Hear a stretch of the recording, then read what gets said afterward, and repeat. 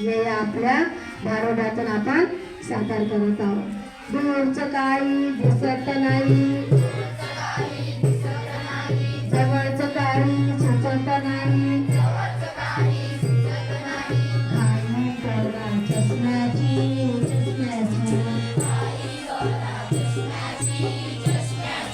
घाई करा चष्म्याची चष्म्याची,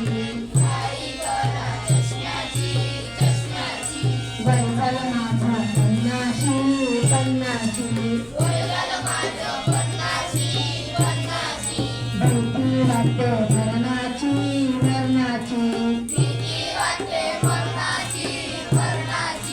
पहा, जोपर्यंत वय राहते तोपर्यंत आपल्याला वाटते कुठेतरी जावं, फिरावं, देवदर्शन करून यावं. पण वयाची 50 ओलांडल्यानंतर आपल्याला असं वाटते की नाही, कुठे जर गेलं आपल्यामुळे कोणाला त्रास होईल. वाटते माणसाला त्या शेगावात जावं, तिथला आवाज ऐकावा. पण 50 वर्ष ओलांडल्यानंतर ती सुद्धा एक भीती वाटते की कसं जावं म्हणून शेगावात वाटते दणदण, शेगावात वाटते दणदण, ऐकू येत नाही कानानं, ऐकू येत नाही कानानं, शेगावातला आवाज तो दणदण आपल्याला तिथे भजन कीर्तन सगळं देवाचं नामस्मरण सगळं दणदण वाटते. पण कानच आपले गेल्यानंतर आपल्याला ऐकू येणार आहे का? कारण वयाची 50 झाली आहे, कानाचे पडदे कमी झालेले आहेत. त्याच्यासाठी आपल्याला काय करावं लागेल? कानानं ऐकू येत नाही, त्याच्यासाठी आपल्याला काय करावं लागेल? मशीन लावावे लागेल. शेगावात वाटते दणदण, ऐकू येत नाही कानानं, घाई करा मशीनची घाई करा मशीनची,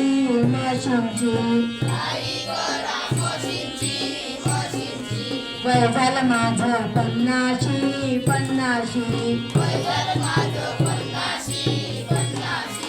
भीती वाटते मरणाची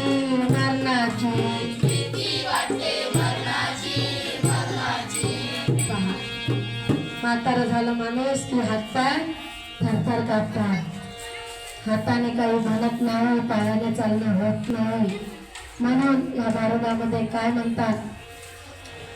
हात काही काम करत नाही, हात काही काम करत नाही,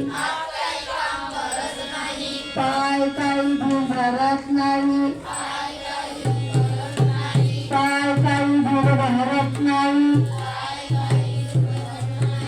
घाई करा कुबडीची घाई करा कुबडीची,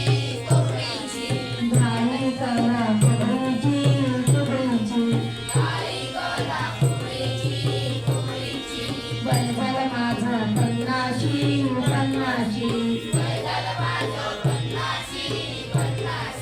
भीती वाटते मरणाची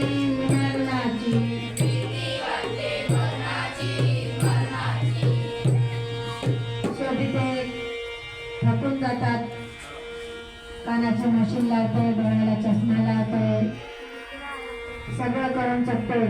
शेवटी देवाला आवाज देते की देवा, माझं शरीर इतकं सुदृढ होतं आणि वयाच्या 50 ओलांडल्यानंतर माझ्या शरीराला का बरं असं कमजोर बनवलं.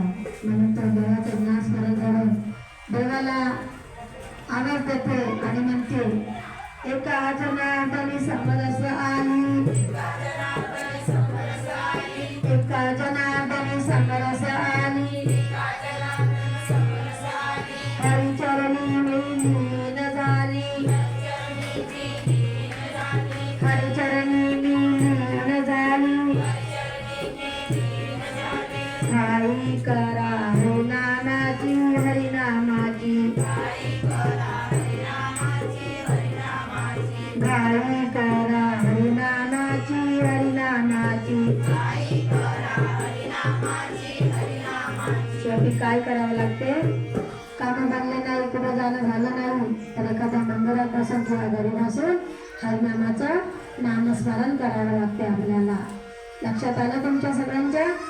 या भागातून आपण काय प्रशिक्षण घेतलं आज? लक्षात आलं?